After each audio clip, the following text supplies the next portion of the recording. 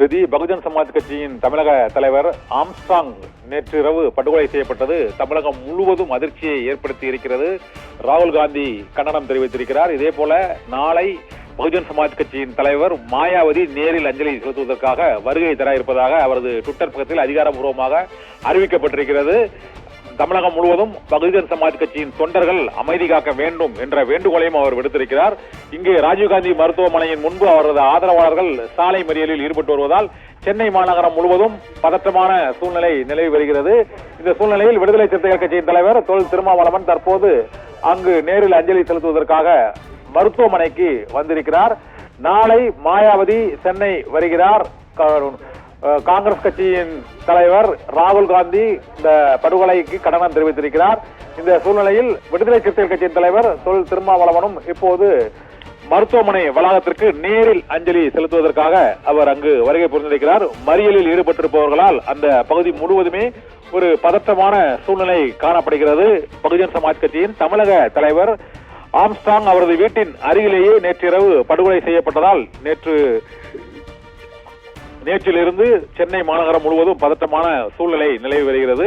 இந்த சூழ்நிலையில் பகுஜன் சமாஜ் கட்சியின் தலைவர் மாயாவதி உத்தரப்பிரதேசத்தில் இருந்து நாளை நேரில் அஞ்சலி செலுத்துவதற்காக வருகை தர இருக்கிறார். அவரது உறவினர்கள் மற்றும் குடும்பத்தினர் உடலை பெற்றுக்கொள்ள மறுப்பு தெரிவித்து உண்மை குற்றவாளிகளை கைது செய்ய வேண்டும் என்று மறியலில் ஈடுபட்டு வருகிறார்கள். மாயாவதி வெளியிட்டுள்ள அந்த எக்ஸ் தள ட்விட்டர் செய்தியில் நாளை நேரில் வந்து அஞ்சலி செலுத்த இருக்கிறோம் என்றும் அமைதியாக பகுஜன் சமாஜ் கட்சி தொண்டர்கள் அமைதி காக்க வேண்டும் என்றும் வன்முறையில் ஈடுபடக்கூடாது என்ற வேண்டுகோளையும் மாயாவதி விடுத்திருக்கிறார்.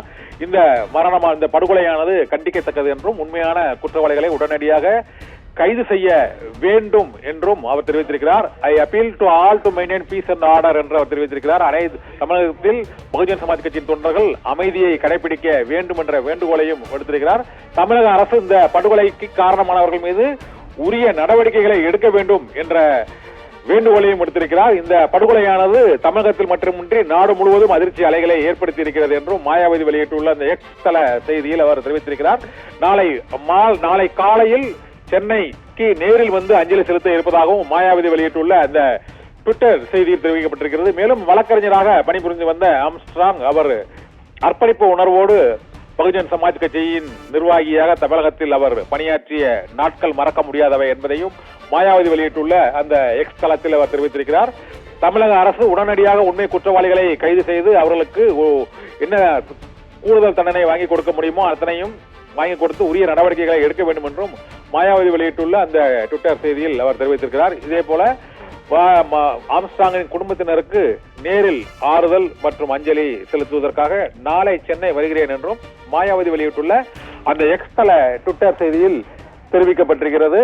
தொடர்ந்து ராஜீவ்காந்தி மருத்துவமனை வளாகத்தின் முன்பாக ஆம்ஸ்ட்ராங்கின் ஆதரவாளர்களும் பகுஜன் சமாஜ் கட்சியின் தொண்டர்களும் தொடர் மறியலில் ஈடுபட்டு வருவதால் அந்த பகுதிகளில் போக்குவரத்து பாதிக்கப்பட்டிருக்கிறது. பதற்றமான சூழ்நிலை நிலவுகிறது. அவரது இறுதி சடங்கு நாளைதான் அவரது உடல் அடக்கம் செய்யப்படும் என்ற அறிவிப்பும் குடும்பத்தினர் மற்றும் நண்பர்களின் மூலமாக தெரிய வருகிறது. மாயாவதி நேரில் வந்து அஞ்சலி செலுத்திய பின்னர் நாளை பெரம்பூரில் பகுஜன் சமாஜ் கட்சியின் அலுவலகத்தில் இறுதி மரியாதைக்காக அவரது உடல் வைக்கப்படும் என்றும் எதிர்பார்க்கப்படுகிறது.